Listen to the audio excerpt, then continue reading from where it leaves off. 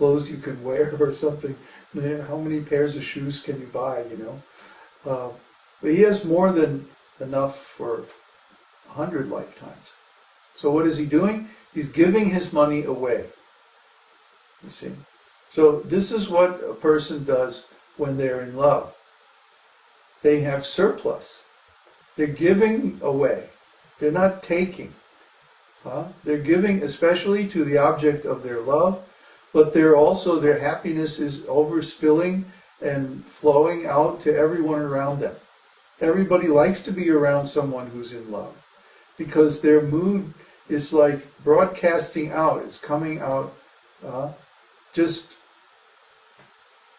without any effort, effortlessly. They don't even have to try. But everybody wants to be around somebody like this because it's just so pleasant. Everybody wanted to be around Srila Prabhupada, for example. It was wonderful just to be with Srila Prabhupada because he's totally in love with Krishna. And this love came out and you could feel it even when he was trying to hide it. See? Advanced devotee always hides his love, his ecstasy, because it's just too much. It wouldn't be appropriate to display at all times, in front of people. But still it comes out. It's just like you can't hide. You can put a lamp under a basket, but you can't hide it. The light will come out somehow. So it's like that. A devotee who is really in love, who is really doing sacrifice for Krishna, they're not thinking, oh, will Krishna take care of me or will he not take care of me? He doesn't care. It's just not, it's not even on the radar scope. Not even a consideration. Krishna says, Lord Chaitanya says, my dear Krishna, you can dance with me or you can trample me under your feet. You can keep me or you can kill me, as you like. I don't care. But you're always my worshipable Lord. I'm always in love with you. He's thinking like that. Krishna can reciprocate or not. Doesn't matter.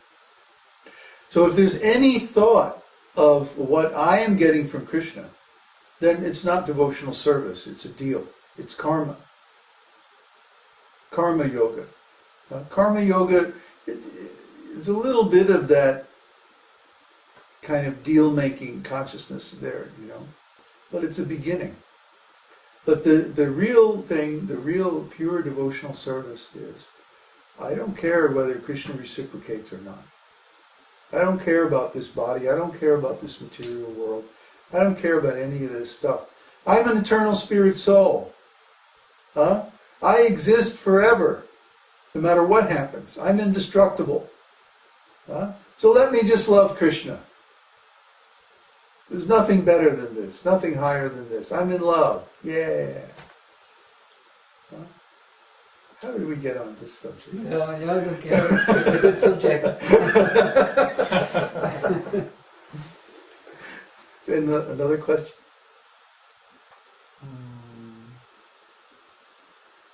Question from... Oh wait, listen.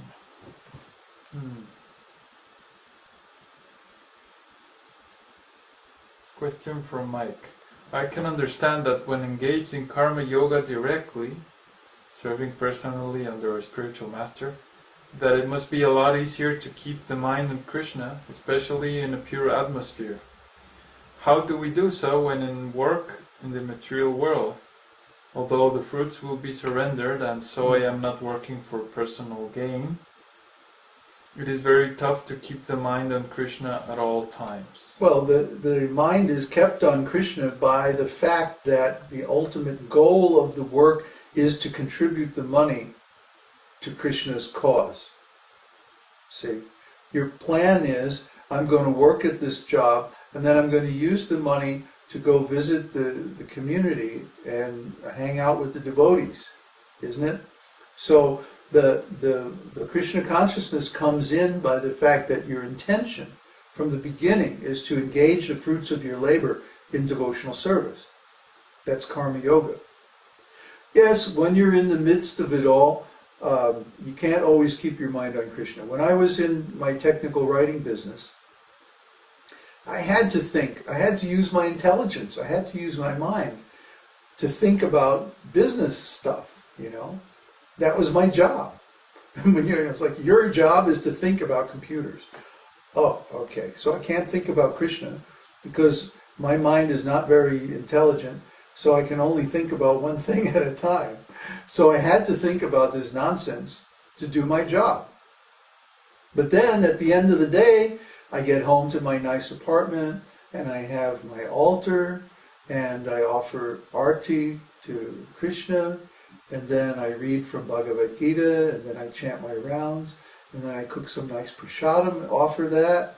So you see, because of the results of my work being offered to Krishna, then the work itself is also considered karma yoga. Even though maybe while doing the work, you can't keep your mind on Krishna. That's par for the course. It's a gradual process. Yeah, it's a gradual process, and you come to the point where when you offer the results, then it's very nice.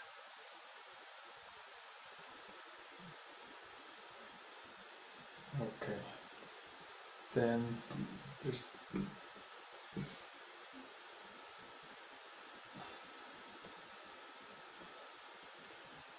It's confusing?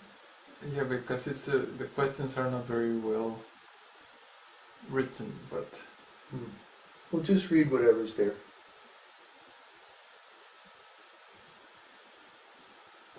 Are you sure?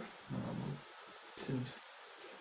It's one of these questions that starts out, well, I was born on a cold and stormy night in the backwoods of Tennessee, on my mother's lap, but no. Yes, something like that. But basically there's three. Is it right to practice Qigong and Tai Chi to keep from getting sick? Yeah, you do whatever it takes to keep your body healthy for service. I teach Tai Chi, so I'm starting to, but I do not wish to teach it as an impersonal art. So well, then hang a picture of Krishna on the wall.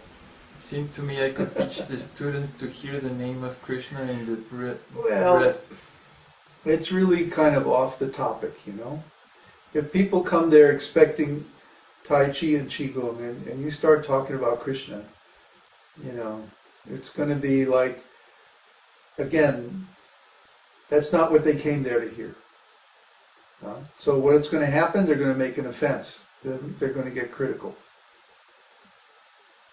So if you're teaching Tai Chi and Qigong and you just hang a picture of Krishna on the wall, that's practical.